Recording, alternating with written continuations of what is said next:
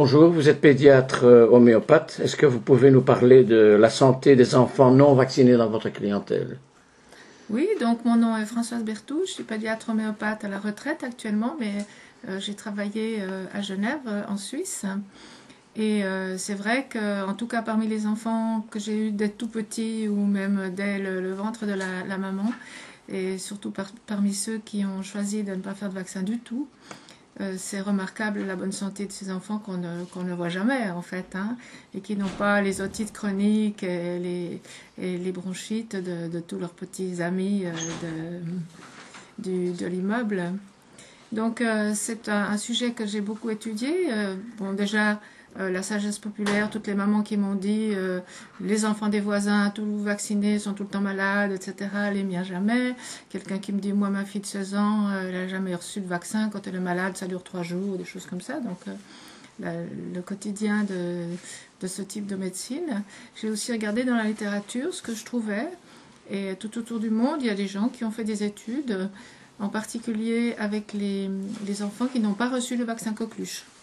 Donc, ce qui a été fait par Michel Audin, d'une part, et d'autres chercheurs. Michel Audin, qui est un chirurgien obstétricien français, qui maintenant est à Londres, et qui étudie les conséquences du très jeune âge sur la pathologie de l'adolescent ou de l'adulte dans son institut.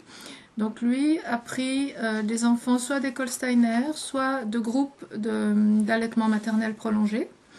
Et il a prouvé, donc statistiquement, que ces enfants avaient jusqu'à 4 fois moins d'asthme dans leur enfance, ceux qui n'avaient pas été vaccinés contre la coqueluche. Il y a aussi quelque chose de très intéressant, c'est par rapport à l'autisme.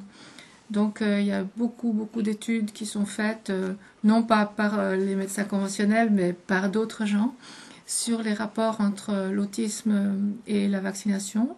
D'une part, le rôle du mercure, des métaux lourds dans les vaccins, et d'autre part, le rôle du virus du vaccin rougeole. Et l'autisme est un problème de comportement qui est 100, 200, 300 fois plus fréquent maintenant que quand il a été décrit il y a une 50aine d'années, et beaucoup de chercheurs attribuent ce fait aux vaccinations et à d'autres pollutions comme les amalgames dentaires, etc. Et il a été prouvé dans 2 communautés importantes aux États-Unis. D'une part, la communauté des Amish, qui sont des gens qui vivent à la campagne avec des rites qui datent de plusieurs siècles en arrière. Et dans une autre communauté à Chicago, où des médecins font des accouchements à la maison, ça s'appelle Home First, et suivent des dizaines de milliers d'enfants qui sont très peu vaccinés ou pas vaccinés. Et ils voient aussi qu'il n'y a pas d'autisme, et qu'il n'y a pas non plus, qu'il y a aussi beaucoup moins d'asthme dans ces populations-là. Est-ce que vous pouvez nous parler de ce qu'on appelle le drainage homéopathique des vaccinations? Voilà, oui, ça c'est un sujet très intéressant. Donc certains homéopathes drainent ou nettoient en fait les vaccins avec des médicaments comme le Thuya, comme le Silicea, etc. C'est peut-être une bonne chose, mais c'est pas ce que j'ai appris. Moi, ce que j'ai appris, c'est ce qu'on appelle le drainage isopathique, c'est-à-dire qu'on prend la substance même du vaccin et on en fait par dilution dynamisation un médicament homéopathique. Et je dois dire que j'ai des très jolies histoires dans ma clientèle, dans mon quotidien de pédiatre homéopathe par rapport à ça. Je me souviens en particulier d'un jour où j'avais parlé à la télévision du vaccin rougeole, et c'était rougeole orion rubéole, et des doutes par rapport à cette vaccination. J'avais eu 2 ou 3 téléphones, dont une maman qui me disait, écoutez, je ne sais pas si vous pouvez faire quelque chose, parce que depuis ce vaccin, mon enfant est éteint.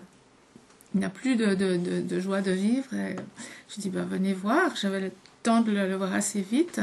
Et je me souviens très très bien de cet enfant qui avait, je ne sais pas, 15 mois ou 18 mois, et qui était sur les genoux de sa maman et qui était complètement endormi. Je veux dire, voilà, et la maman disait, oui, il n'a plus de vie en fait. Hein. Et je lui ai donné chaque semaine ce que je donnais d'habitude, 30 cas, 200 cas, 1000 cas, 10 000 cas de l'isopathique du vaccin. Et j'ai fait revenir cette dame. C'était pas mon habitude de faire revenir les gens. Je leur disais pas de nouvelles, mais là j'avais vraiment envie de voir. Et j'ai vu un petit enfant complètement transformé. absolument vivant, commençant à faire du bruit dès son entrée dans la salle d'attente. Et la maman m'a dit c'était fascinant. À chaque dose, il s'est réveillé comme une fleur qu'on arrose en fait. Hein. Et il y a plein d'autres histoires comme ça. Bon, ça ne veut pas dire que ça marche toujours, ça ne veut pas dire allez-y, vaccinez joyeusement, on va pouvoir vous drainer, aucun problème. Donc, vacciner, pas vacciner, c'est un immense sujet. En tant que praticienne, ce que j'essayais de chercher, c'est ce qui était juste pour cette famille-là. Hein, il y a des familles pour lesquelles c'est juste de ne pas vacciner du tout.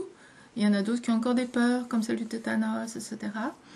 Donc, quand je faisais des vaccinations, je suivais toujours avec le drainage, même quand il n'y avait pas de symptômes.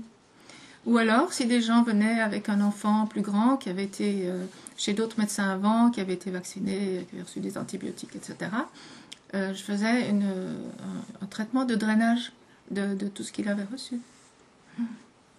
Merci beaucoup. Je vous en prie.